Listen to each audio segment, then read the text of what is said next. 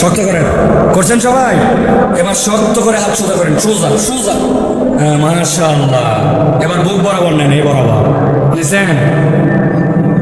এবার আমরা আকাশ বাতাস মুখরিত করে একটা তাকবীর দিতে চাই, পারবেন ইনশাআল্লাহ? এই মাঠে যত ওয়াজ শুনছেন, যত মাহফিলে আসছেন, এরকম হিম্মত করে তাকবীর দেন নাই, পারবেন ইনশাআল্লাহ? সবাই পারবেন ইনশাআল্লাহ?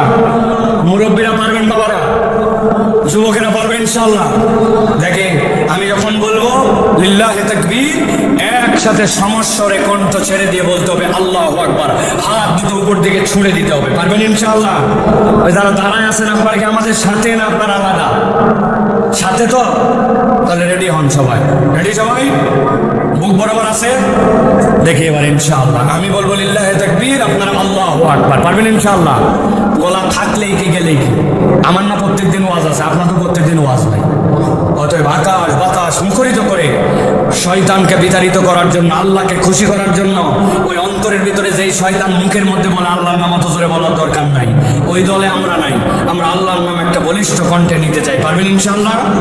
দেখে এটা তাকবীর দেন, লিল্লাহি তাকবীর, লিল্লাহি তাকবীর। আল কোরআনের আলো, আল হাদিসের আলো,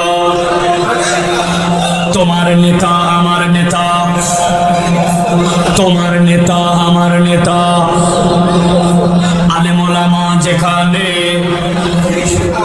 আল্লাহর আইন যেখানে, লিল্লাহি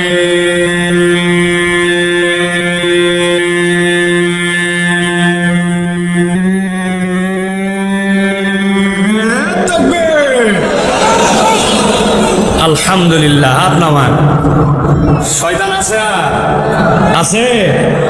আল্লাহু আকবারের পক্ষে কখনো শয়তান থাকতে পারে না, ঠিক কি না? শয়তান আল্লাহু আকবার পছন্দ করে না। এই জন্য মানবরূপী যে সকল দল আর যে সকল ব্যক্তি আছে, ওরাও দেখবেন আল্লাহু আকবারের স্লোগান দিতে পারে না, পছন্দ করে না। আমরা দ্ব্যর্থহীন কণ্ঠে ঘোষণা করে জানাতে চাই, আগামীর বাংলাদেশ ইনশাআল্লাহ ইসলামের বাংলাদেশ, আগামীর বাংলাদেশ আলেম ওলামার বাংলাদেশ, আগামীর বাংলাদেশ আল্লাহর পক্ষের লোকের বাংলাদেশ, আগামীর বাংলাদেশ বৈষম্যহীন বাংলাদেশ, আগামীর বাংলাদেশ ইন্ডিয়ার আধিপত্যবাদের বিপক্ষে থাপ্পড় লাগানোর বাংলাদেশ। ওই বাংলাদেশে আল্লাহু আকবারের পক্ষে যারা, তাদের পক্ষে আমরা, আল্লাহু আকবারের পক্ষে যদি না থাকো, তাদের পক্ষে আমরা নাই, ঠিক না? রাজি তো? মুরব্বীরা ঠিক বলছে নাকি? এই ঠিকের কোনো খাওয়া নাই। 50 বছরের ঠিক বলছে, নিশ্চয়ই ঠিক। সময় মতো খালি এক কাপ সার, এক বিড়ি দিলে ইমান বিক্রি করে ফেলে। মুরব্বীদের আর হবে না, ইয়াংদেরকে এখন আগায় আসতে হবে, ঠিক না? মুরব্বীদেরকে আমরা সম্মান করব, শ্রদ্ধা করব, পরামর্শ নেব, মতামত নেব, ধাক্কায় সামনে নেব, কিন্তু মুরব্বীদেরকে আর ধাক্কা দিতে দিব না। রেডি তো আপনারা ইনশাআল্লাহ? আগামীর বাংলাদেশ আমাদেরকে করতে হবে ইনশাআল্লাহ। আল্লাহ আমাদের মুরব্বীদের হায়াত দারাজ করে দেয়, আল্লাহ আমাদের মাথার প্রতি এই ছায়াগুলোকে দীর্ঘ করে দেয়। আল্লাহ রাব্বুল আলামিন সকলকে মিলে ইসলামের পক্ষে, কোরআনের পক্ষে আসার তৌফিক দান করুন। মুনাফিকের চরিত্র থেকে আমাদেরকে বের হওয়ার যোগ্যতা দান করুন। প্রিয় ভাইয়েরা, চলেন আমরা কোরআনুল কারীমের মধ্যে প্রবেশ করব। আপনার বিরক্ত হচ্ছেন না তো ভাই? চলেন আমরা কোরআনের মধ্যে প্রবেশ করব। সংক্ষিপ্ত সময়ে নির্ধারিত একটা বিষয়ে আমরা কথা শুনে তারপরে আমরা বিদায় নিব। বলেন আল্লাহুম্মা, জোরে বলেন আল্লাহুম্মা, আল্লাহুম্মা। আল্লাহ আমাদের সকলকে কবুল করুন। নির্ধারিত শয়তান থেকে আশ্রয় প্রার্থনা করে একজন অলসতা করবেন না। আপনার জবানের যতটুকু শক্তি আছে ছেড়ে দিয়ে সুন্দর করে আমার সাথে আল্লাহ রাব্বুল আলামিনের শেখানো পদ্ধতিতে আমরা এখন কোরআনের মধ্যে ঢুকব। সকলে পড়েন না, আউযু বিল্লাহি মিনাশ শাইতানির রাজীম, বিসমিল্লাহির রাহমানির রাহিম। ওয়াতলু আলাইহিম নাবা'আল্লাযী আতাইনাহু আয়াতিনা ফানসালাখা মিনহা ফাতাবা'আহু আশ-শাইতান ফাকানা মিনাল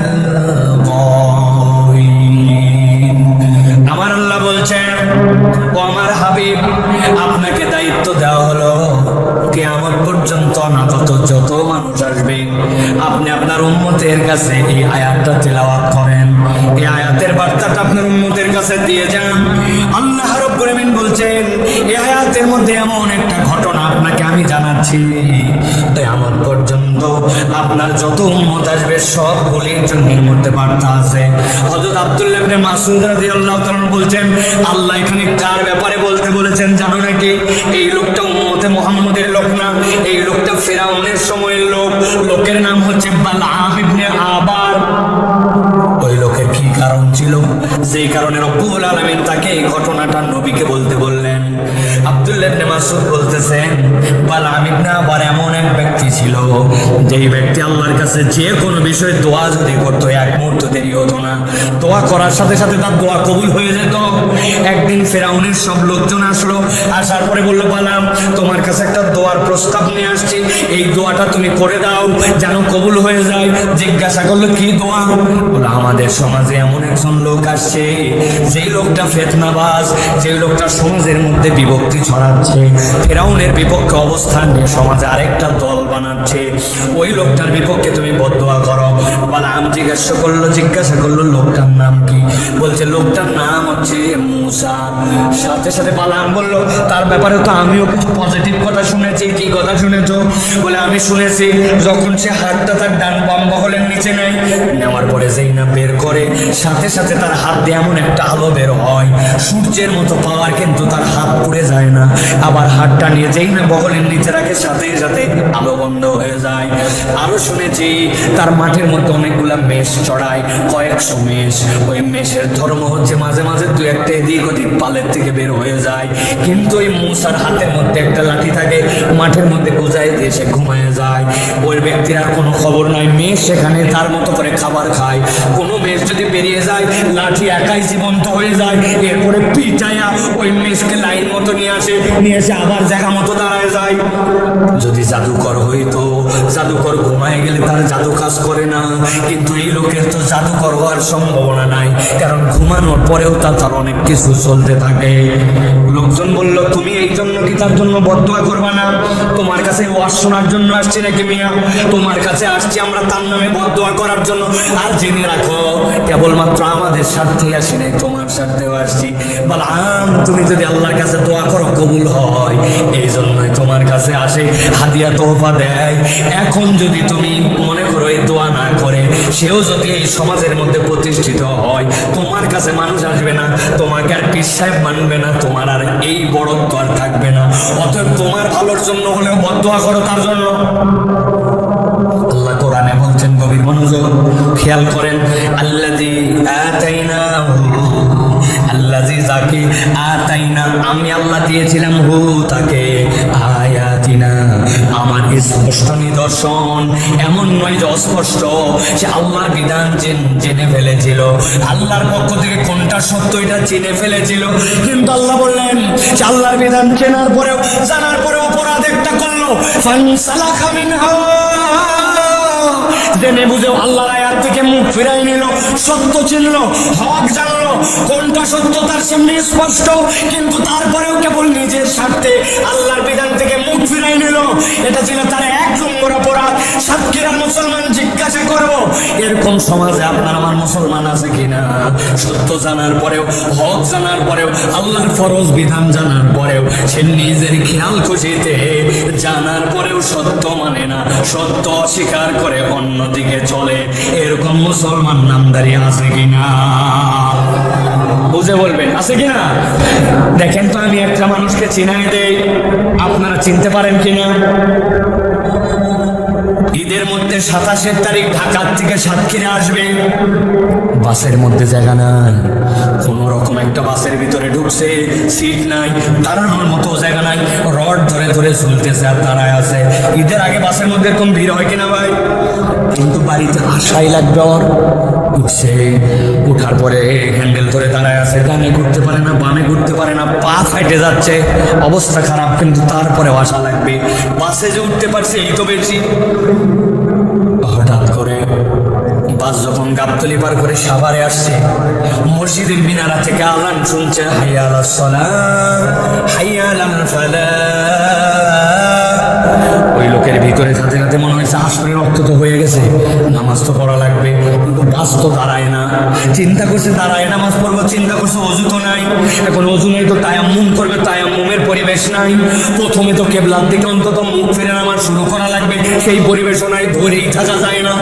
ভিতরে তার কষ্ট জ্বলে যাচ্ছে, পুড়ে যাচ্ছে, আহারে কিসের ঈদ করতে যাচ্ছি আমি, রমজান মাসে আসরের নামাজ আমার কাজা হয়ে যাচ্ছে, মন ভর্তি ব্যথা, কিন্তু তার উপায় নাই। এরকম করতে করতে সূর্যটা ওই দিন ডুবে গেছে, আসরের নামাজটা তার হয় নাই। বুঝে থাকলে একসাথে উত্তর দেন। এই লোকটা যে নামাজটা পড়তে পারলো না, পরিস্থিতির কারণে তার নামাজ মিস হয়ে গেল, এই লোকটা যে নামাজটা বাদ দিল, এইটা কি সে ইচ্ছায় বাদ দিছে না অনিচ্ছায়? অনিচ্ছায় তার বাদ চলে গেছে নামাজ, ইচ্ছা ছিল উপায় পায় না, ঠিক কিনা? কিন্তু আপনার এলাকায় এরকম ভিআইপি লোক আছে কিনা? আসরে আজান হয়ে গেছে, উনি তখন ঘেরের মধ্যে মাল খাচ্চা দিয়ে কাজ করে, ক্যারাম বোর্ড খেলে, চায়ের দোকানে আড্ডা মারে, ইচ্ছা মতো ঘোরাফেরা করে, মোবাইল ঠেলে আর ফেলে, মসজিদের পাড়ে সাইকেল মেরে চলে যায়, মসজিদের পাড়ে মোবাইল দিয়ে চলে যায়, মসজিদের পাশে দোকান, ওই দোকানে বসে আড্ডা মারে, কোনো অজুহাত নাই। কিন্তু নামাজ তার প্রতি ফরজ, জানার পরেও আল্লাহর ঘরে সাড়া দেয় না, নামাজ পড়ে না। এরকম মুসলমান আপনার এলাকায় আছে না নাই? এবার বুঝে থাকলে বলতে হবে, এই লোকটা যে নামাজ বাদ দিল, এইটা কি অনিচ্ছায় না ইচ্ছায়? একটা মুখ বন্ধ থাকলে খবর আছে, এটা কি অনিচ্ছায় না ইচ্ছায়? ভালো করে গভীর মনোযোগ খেয়াল করেন। আল্লাহ বলছেন, নাবা আল্লাযী আতাইনাহু আয়াতিনা, আমি যাকে আয়াত দিয়েছিলাম, ফানসালাখা মিনহা, সে জানতো কোনটা সত্য, জানতো কি করা লাগবে, কিন্তু পণ্ডিতি করে নিজের বুদ্ধি খাটায়া ফানসালাখা মিনহা, সে সেখান থেকে মুখ ফিরায় নিছে। আল্লাহ বলছেন এটা 10 নম্বর এক, সেই নাকি আল্লাহর বিধান মেনে না মেনে জেনে বুঝে মুখ ফিরায় নেবে, আল্লাহ বলছেন সাথে সাথে সে একটা 2 নম্বর দোষের মধ্যে নিমজ্জিত হবে।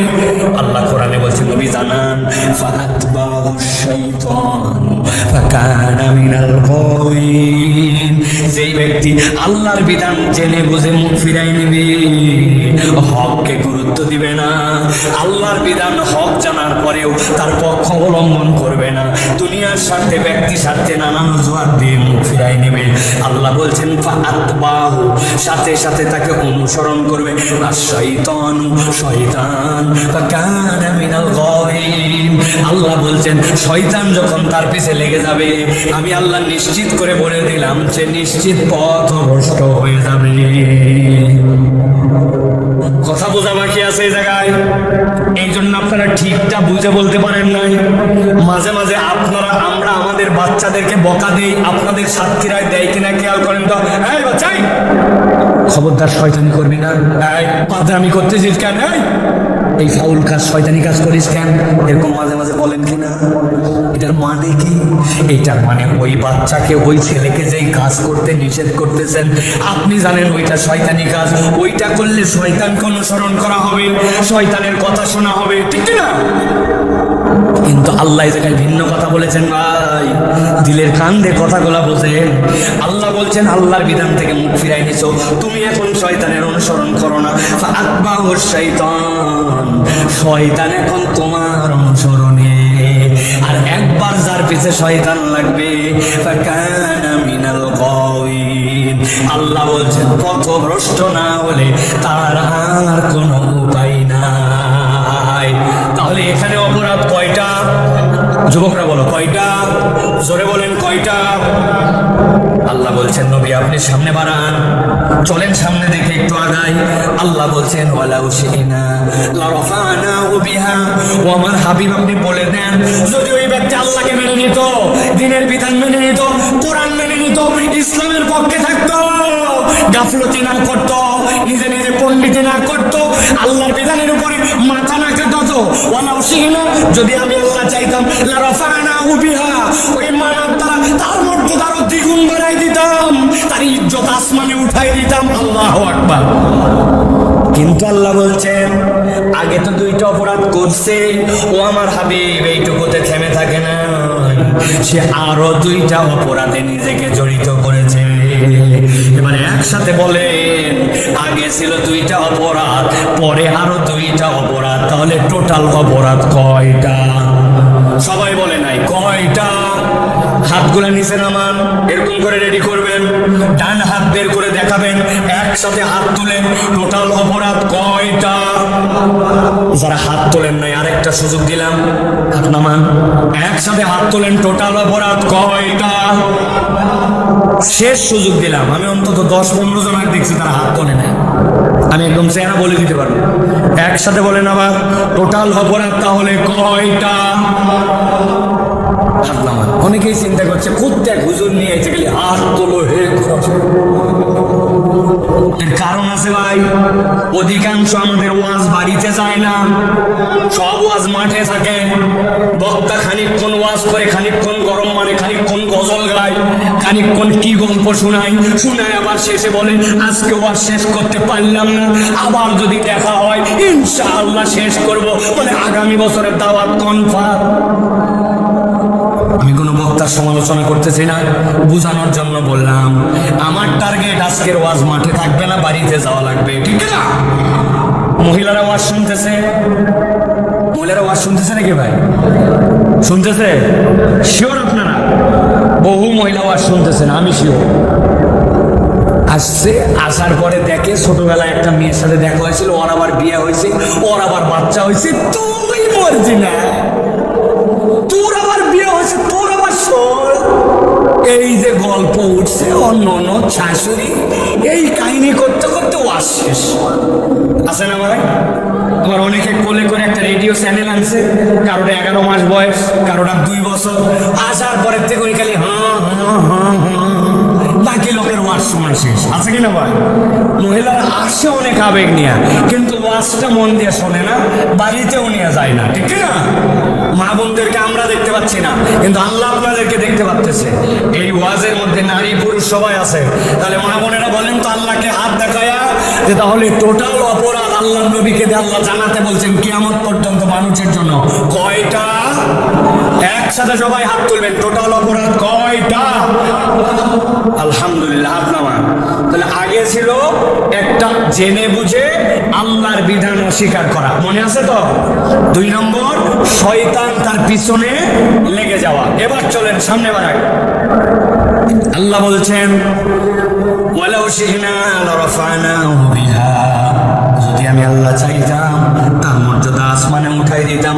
ওয়ালাকিন্নাহু আখলাদা ইলাল আরদ, ওই ব্যক্তির 3 নম্বর অপরাধ, ওই ব্যক্তিটা নিরেট দুনিয়াদার হয়ে গেছে।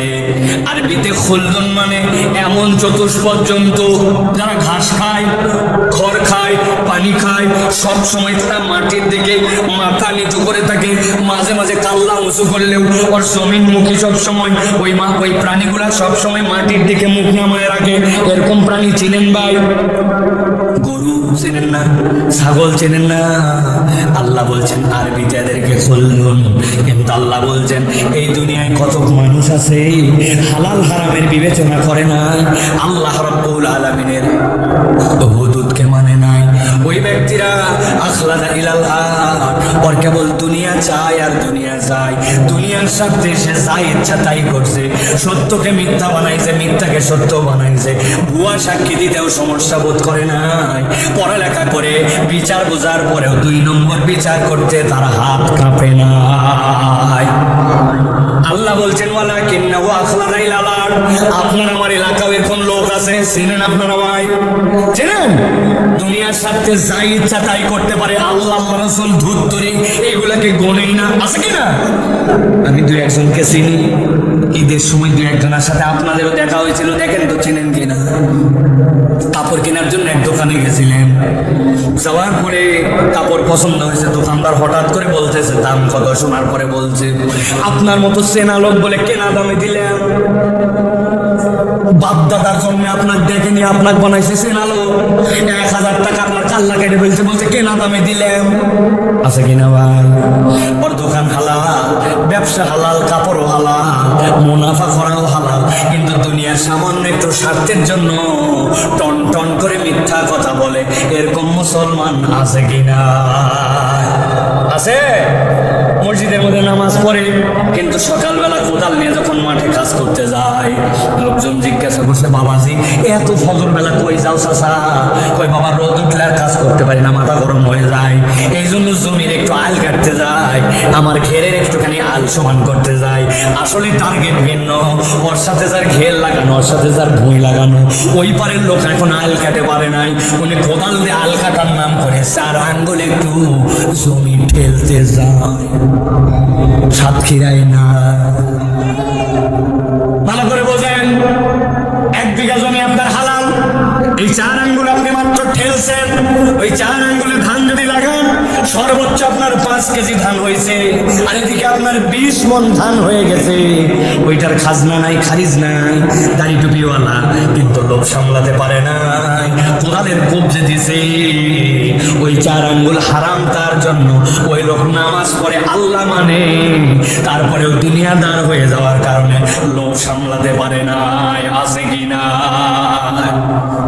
কত মুরব্বী আছে যে দেখেন বুড়া হয়ে গেছে, হজ করে আসছে, কিন্তু এখন পর্যন্ত বনের জমি ফেরত দেয় নাই। বন জমি সাথে আসলে বলে, বোন রে, ভিটার জমির ভাগ নেওয়া লাগে না, সংসারে বরকত হয় না, বদমাইশ নম্বর 1।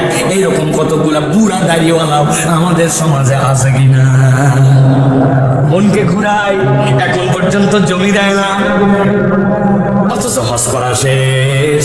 বাপ বলে গিয়েছিল, আমি মরার পরে ইনসাফ মতো বন্টন করে দিস।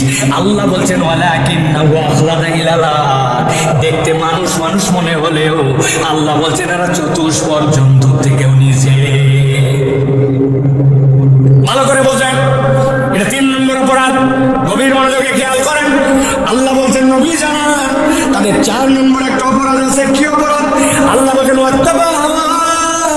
فمثله كمثل الكلب إن تحمل عليه يلهث أو تتركه يلهث ذلك مثل القوم الذين كذبوا بآياتنا।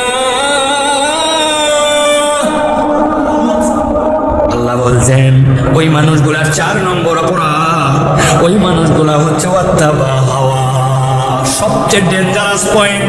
আল্লাহ বলছেন কেবলমাত্র জেনে বুঝে আল্লাহ এত স্বীকার করছে এরকম নয়, কেবলমাত্র শয়তান তাদের পিছে লাগছে এরকম নয়, কেবলমাত্র নিরেট দুনিয়াদার হয়েছে এরকম নয়।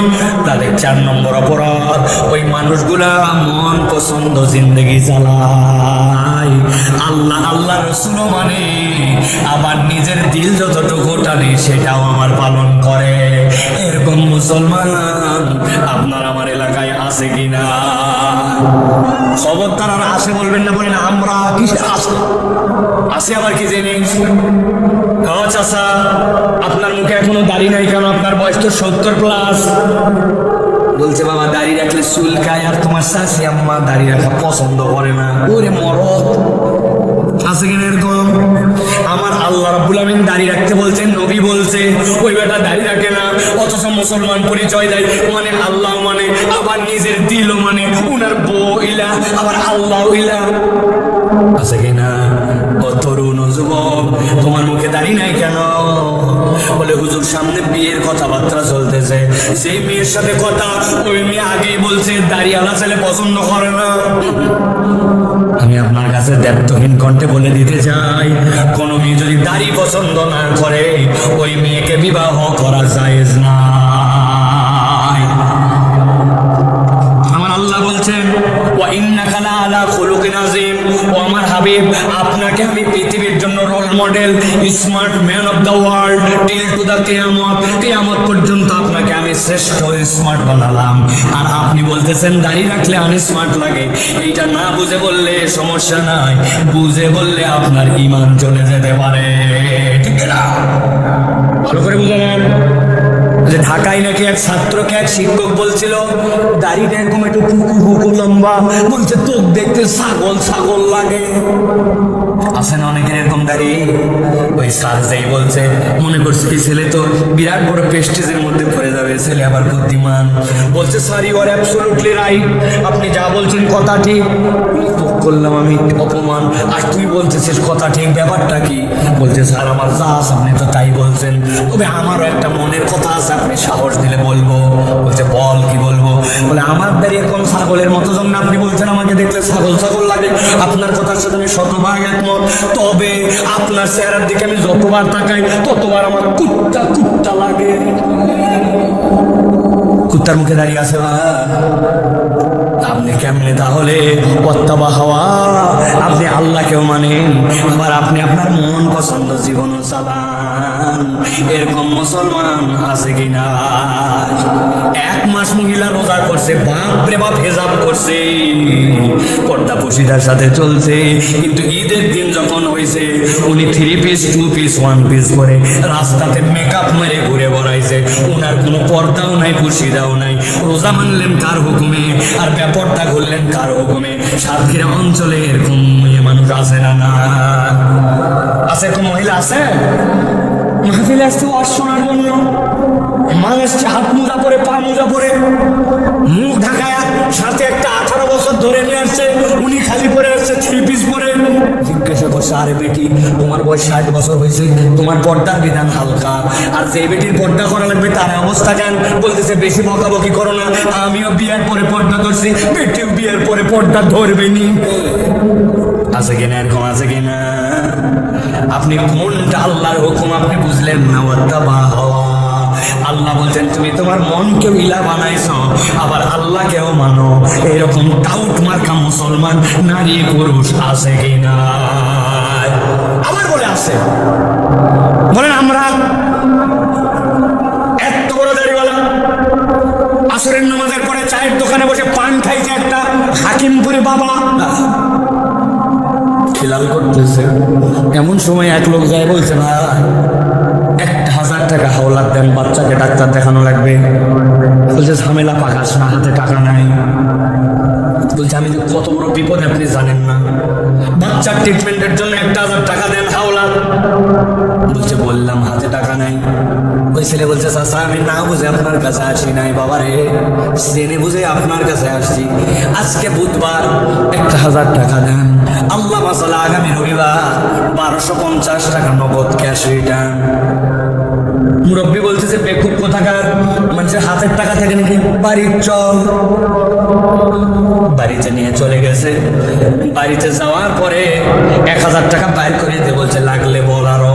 তো চাচিও কিন্তু এই ব্যবসা করে, বসে থেকে কি করবে মহিলা মানুষ, 2 টাকা খাটায়। তবে যা করবি তাড়াতাড়ি কর, ছোট দিনের বেলা মাগরিবের আজান হয়ে গেছে, আমি জামাতে নামাজ ধরবো। আসরের নামাজ পড়ে আসি, দাদনে টাকা লাগায়, সুদে টাকা খাটায়, আবার মাগরিবের নামাজ জামাতে ধরতে চাই। এরকম কতগুলা দাড়ি টুপিওয়ালা সোনা বুড়া মুনাফিক মুসলমান আছে কিনা? কথা বলতে হবে, আছে কিনা?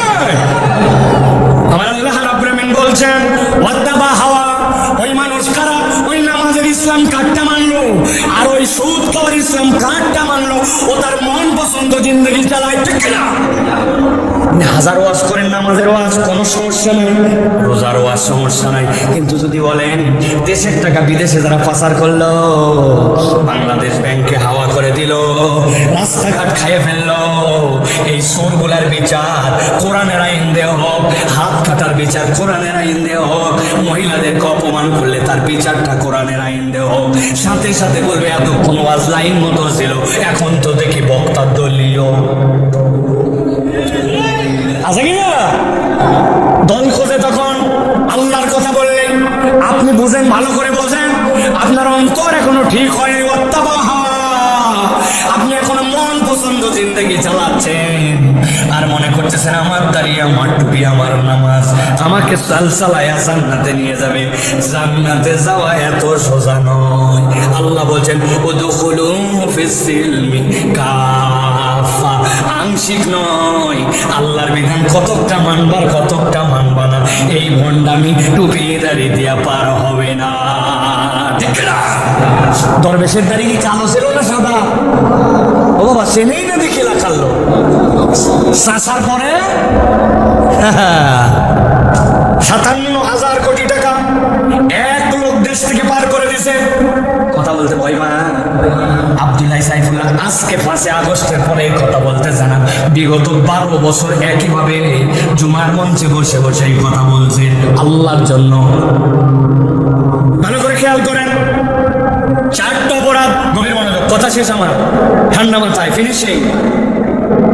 আল্লাহ রাব্বুল আলামিনের বিধান জেনে বুঝে অস্বীকার, 2 নম্বর শয়তান অনুগামী মিলান, 3 নম্বরে নিরেট দুনিয়াদার, দুনিয়ার জন্য যা ইচ্ছা তাই করতে পারে, হালাল হারাম মানে না, আল্লাহর হুকুমের তোয়াক্কা করে না, 4 নম্বরে অত্যাবা হওয়া, মন পছন্দ জীবন চালায়, নামাজ রোজাও করে, মিথ্যা কথাও বলে, নামাজ রোজাও করে, বেপরদাও করে, নামাজ রোজাও করে, আবার আল্লাহর আইনের বিরোধিতাও করে।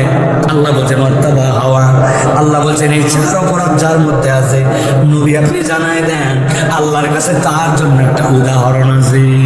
আল্লাহ বলছেন ফামাযালুহু কামাযালিল কালব ইন তাহমিল আলাইহি ইয়ালহাস আও তাতরুকুহু ইয়ালহাস যালিকা মাসালুল কওমিল্লাযীনা কাযযাবু বিআয়াতিনা। আল্লাহ বলছেন এই 4 অপরাধ যা আল্লাহর কাছে তার উদাহরণটা হচ্ছে কুকুরের মতো। কার মতো? ভালো করে বলেন, কার মতো? হয় না, একসাথে বলেন আমার মতো, কুত্তার মতো। ইদগাম করে বলতে হবে কুত্তার মতো। লাস্ট একটা সুযোগ দিব, যারা বলে নাই ছেলে মেয়ে সকলে বলেন তার উদাহরণ আল্লাহর কাছে কুকুরের মতো। কার মতো? কালকে এখানকার লোক যায় বলবে কি বক্তা ছিল, কুত্তাও বলাইছে 5 বার। ভাই রে, এমনি এমনি বলাই নাই, কারণ আছে। আপনি যা ভাবতেছেন তা নয়, আপনি ভাবতেছেন এই 4 অপরাধে অপরাধী, অতএব আল্লাহর কাছে কুত্তার মতো। কারণ কুত্তা একটা খারাপ প্রাণী, নাপাক প্রাণী, ঘেউ ঘেউ করে, কুত্তার নোংরার মধ্যে থাকে, ময়লা খায়, এই জন্য বোধহয় আল্লাহ কুত্তার উদাহরণ দিয়েছেন। জি না, এই বোর্ডটা মাথার মধ্যে ঢুকানোর জন্যই কুত্তাটা 4 বার বলাইছি।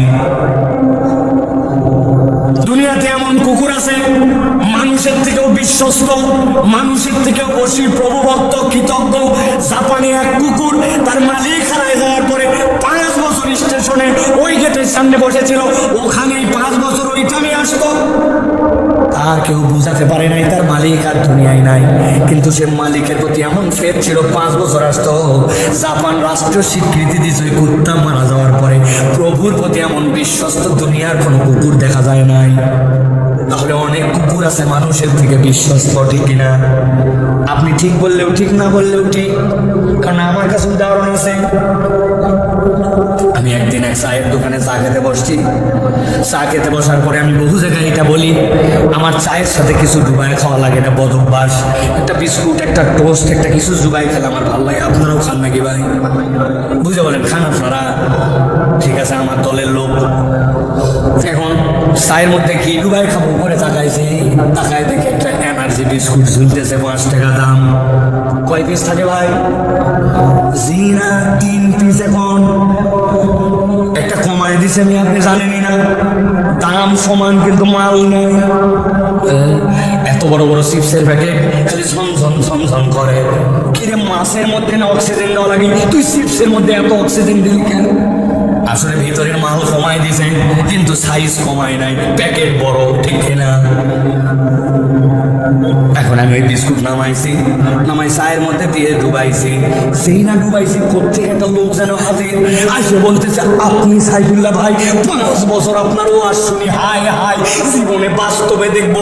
এই দেখেন আমার গায়ের কাঁটা দিয়ে ফেলছে, আমার তো বিশ্বাস হচ্ছে না, আপনাকে দেখছে। ওরে বাবা, উত্তেজিত হয়ে আমি বললাম, মুরব্বী, আমি সেই সাইফুল্লাহ ভাই, আপনার পছন্দের মানুষ, কিন্তু এত কথা বললেন, এখন যে সালাম দিলেন না। বলছে ও ভুলে গেছি, আসসালামু আলাইকুম। উত্তেজনা অনেক সময় মানুষের এরকম হয় কিনা ভাই? এই যে ওই লোককে বলছে আপনি বসেন, বাকি ছবি তোলা পরে কথা হবে, আপাতত চা খান। এই কথা বলতে আমার 8-10 সেকেন্ড গেছে, আমার মনে নাই আমি চায়ের মধ্যে বিস্কুট ডুবাই রাখছিলাম। এবার বিস্কুটটা তুলে যেই না মুখের কাছে নিতে যাবো, দেখি বিস্কুট অ্যাক্সিডেন্ট করছে। বিস্কুট অ্যাক্সিডেন্ট করে নিচে যাই না পড়ে গেছে, সাথে সাথে কোথার থেকে একটা কুকুর ছিল দূরের থেকে ভোঁ করে আছে, মাথা নিচু করে, আমি পা সরাতে দেরি, ওইদিকে মাথা নিচু করে 3 দিয়া ক্লিয়ার। ওই দিনের মতো সোয়া 2 বিস্কুট দিয়ে আমি আমার খাওয়া শেষ করে নামাজে চলে গেছি। পরের দিন আবার ওই জায়গায় এসে বসছি, বসার পরে যাই না চা খাবো। চা খাওয়ার আগেই দোকানে অর্ডার করা মাত্র দেখি কুত্তা আসছে, মাথা নিচু করে লেজ ডাউন দিয়া এরকম করতে করতে আমি দোকানদারকে বললাম, ভাই কুকুরটা সরান, নামাজ পড়তে যাবো, গায়ের সাথে লাগলে নাপাক লেগে থাকলে মুসিবত। বলছে হুজুর আপনার গায়ে লাগাবে না, কিন্তু ওই কুকুর তো আপনার অপরিচিত। আমি বললাম কোত্থেকে আমার আবার পরিচিত কুত্তা আসলো? বলতে গতকালকে যে কুকুরকে আপনি একটা বিস্কুট খাওয়াইছিলেন, এটা ওই কুকুর। তাকায় দেখেন লেজ নামানো, কান নামানো, মাথা নিচু করে আপনার কাছে কৃতজ্ঞতা জানাতে আসছে। আমি সাতক্ষীরার মুসলমানের কাছে প্রশ্ন রাখতে চাই, সেই কুকুর মাথা নামায় আজকে কৃতজ্ঞতা জানায়, লেজ নামায় আমার কাছে বিনয় প্রকাশ করে, ওই কুকুরকে কি গতকালকে আমি বিস্কুট খাওয়াইছিলাম নাকি বিস্কুট পড়ে গেছিল? বিস্কুট খাওয়াইছিলাম না বিস্কুট অ্যাক্সিডেন্ট করছিলাম? ভালো করে মাথার মধ্যে নিয়ে ফেলেন, একটা পড়ে যাওয়া বিস্কুট চেটে খেয়ে কুকুর পরের দিন কৃতজ্ঞতা জানাই। কিন্তু এমন অনেক মানুষ খুঁজে পাবেন টাকা হাওলাত দিয়েছেন, নেওয়ার সময় কি অনুনয় বিনয়। এখন আপনার ফেরত নেওয়া দরকার, ওই লোকের আর পাত্তা নাই। আপনি তার বিপদের সময় আগায় গেছেন, এখন আপনার একটু কল্যাণ দরকার, এখন ওই লোক আপনাকে আর পাত্তা দেয় না। তার যখন অভাব ছিল, তার যখন বিপদ ছিল, মুসিবত ছিল, তার পাশে দাঁড়াইছেন, এখন আপনার একটু প্রয়োজন, আপনাকে চেনে না। উপকার তো দূরের কথা, সুযোগ পাইলে পাঁচ দিতেও ছাড়ে না, এরকম মানুষ আছে কিনা? আছে? ভালো করে বোঝেন।